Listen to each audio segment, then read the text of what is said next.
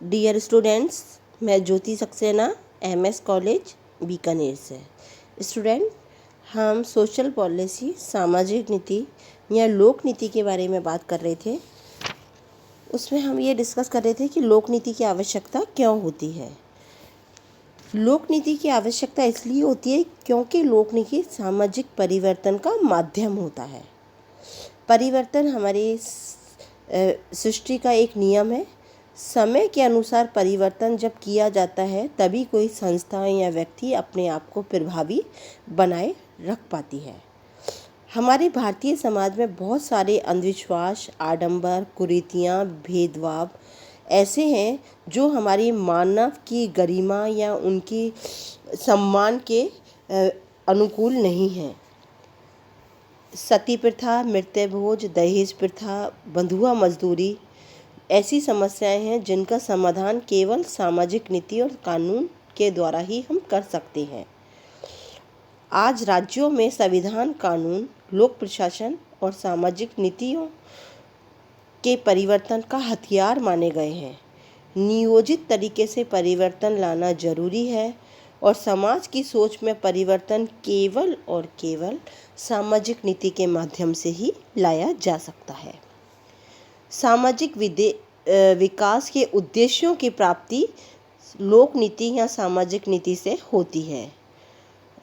सभी राष्ट्र की अपनी अपनी सामाजिक नीति होती है और कुछ निर्धारित काम होते हैं।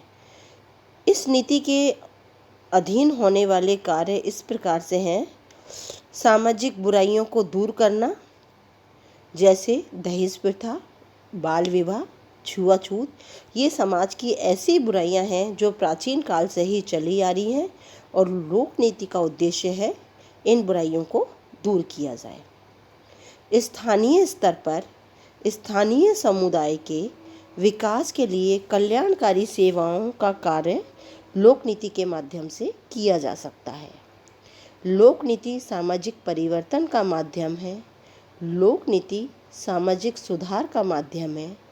लोक नीति में समाज की सुरक्षा कैसे की जाती है, इन बातों का उल्लेख किया जाता है। कमजोर वर्ग के कल्याण के लिए, जैसे अनुसूचित जाति, जनजाति, पिछड़े वर्ग, इन लोगों के कल्याण और विकास के लिए लोक नीति एक महत्वपूर्ण और सक्षम हथियार है। सामाजिक सेवाओं का उद्देश्य उनमें सुधार करना होता है, जैसे शिक्षा, स्वास्थ्य, परिवार कल्याण, ये सेवाएं ऐसी है। इसका कैसे लाभ आम जनता को मिले या समाज के पिछड़े वर्ग को मिले, साथ ही इनमें कैसे नवाचार किए जाएं, इन सब के बारे में लोक नीति में विचार विमर्श किया जाता है। लोक नीति प्रशासनिक तंत्र का निर्देशन है। LD वाइट ने लोक प्रशासन को सार्वजनिक नीतियों के क्रियान्वयन करने वाले तंत्र का नाम दिया है।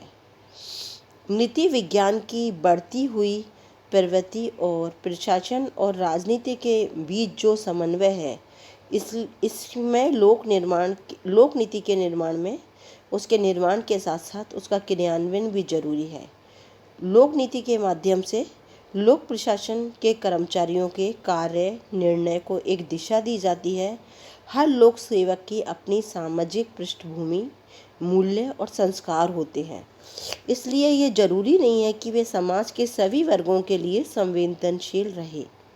सामाजिक नीति के माध्यम से प्रशासनिक अधिकारी के निर्णय और व्यवहार को एक दिशा दी जाती है ताकि समाज का विकास और कल्याण हो सके। लोक कल्याणकारी राज्य की स्थापना के लिए लोक नीति बहुत जरूरी है। जनता की इच्छा शासन के कार्यों में सर्वोच्चता रहती है। राज्य का स्वरूप नियंत्रणकारी कम और कल्याणकारी अधिक होता है। आज राज्य एक बुराई नहीं है बल्कि एक कल्याण का साधन है। इसलिए अरस्तु ने कहा है, राज्य जीवन के अस्तित्व के लिए जीवन आया और अच्छे जीवन के लिए उसका अस्तित्व बना हुआ है। आज व्यक्ति के चहुमुखी विकास के लिए लोक प्रशासन की ओर देखा जाता है। भारत के संविधान में जो नीति निर्देशक तत्व हैं, उनमें राज्य के उन प्रयासों को बताया गया है जो प्रयास राज्य श्रमिक, निर्धन, बच्चे, बुजुर्ग और समाज के लिए करता है। संवैधानिक आदर्शों की प्राप्ति के लिए भी लोक नीति बहुत जरूरी है। संविधान किसी भी देश की आत्मा होता है। भारत के संविधान की प्रस्तावना में भारत का उद्देश्य है लोकतांत्रिक गणराज्य, समाजवादी समाज, पंथ निरपेक्षता, सामाजिक आर्थिक न्याय, समानता, विश्व बंधुत्व, शोषण से मुक्ति, गरिमापूर्ण जीवन और सौहार्द की स्थापना के लिए ऐसी सरकारी नीति और कार्यक्रम की आवश्यकता है जो इन आदर्शात्मक लक्ष्यों को साकार कर सके। संविधान का ये प्रावधान जो सरकारी कार्यों को बताता है, इस कार्यों में सामाजिक, आर्थिक, राजनीतिक सारे पहलू शामिल होते हैं। इसलिए लोक नीति का बहुत ज़्यादा महत्व है।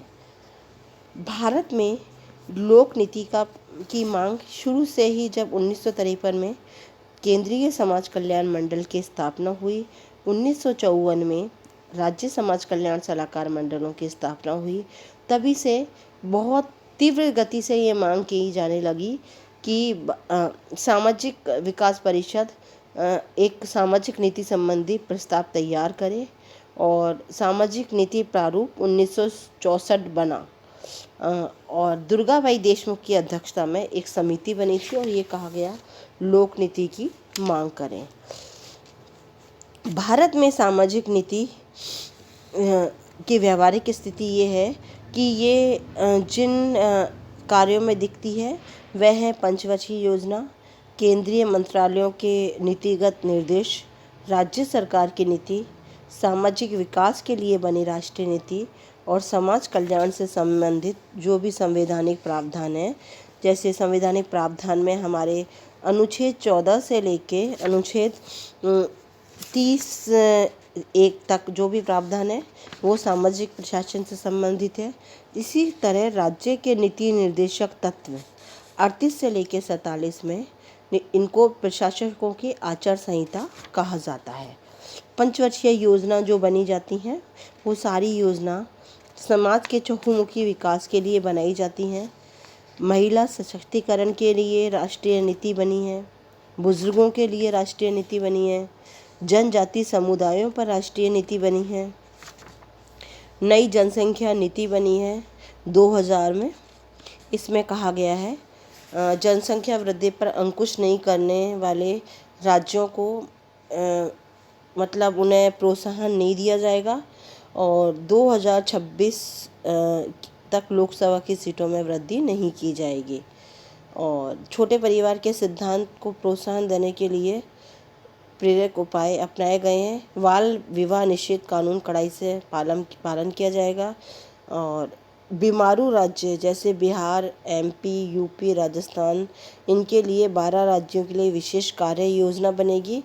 ग्रामीण क्षेत्रों में एम्बुलेंस सेवा उपलब्ध होगी, आसान किस्तों पर ऋण मिला जाएगा।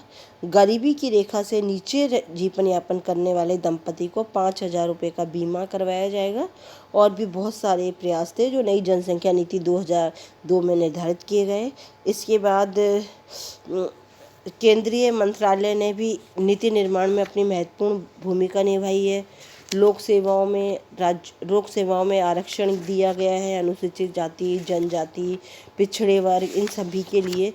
इस प्रकार ये कहा जा सकता है कि लोक नीति एक महत्वपूर्ण साधन है देश के चहुमुखी विकास के लिए।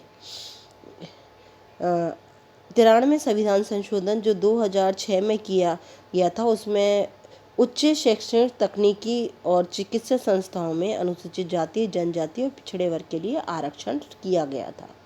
यह प्रावधान निजी संस्थानों पर भी लागू होता है। इस प्रकार देखा जाए तो लोक नीति ने हर स्तर पर अपनी महत्वपूर्ण भूमिका का निर्वाह किया है। लोक नीति वो माध्यम है जिसने समाज को एक नई दिशा दी है। यानी समाज के तीव्र विकास में अगर कहा जाए, सामाजिक प्रशासन के तीव्र विकास में अगर महत्वपूर्ण योगदान है तो लोक नीति का ही सबसे ज़्यादा महत्वपूर्ण योगदान है। लोक नीति ने समाज कल्याण के विकास के जितने भी पहलू हैं उन सभी पहलुओं को छुआ है। यानी हर वर्ग के लिए कोई ना कोई कल्याणकारी नीति बनाई गई है ताकि वो अपने आप को समाज का एक प्रभावशाली व्यक्ति समझे और वो समाज के विकास में अपना अग्रणीय योगदान दे सके। 1964 में सामाजिक सुरक्षा विभाग की स्थापना बनी, जो अब सामाजिक न्याय और अधिकारिता मंत्रालय कहलाता है। इस मंत्रालय ने पंचवर्षीय योजनाओं में सामाजिक विकास को एक नई गति और नई दिशा दी थी।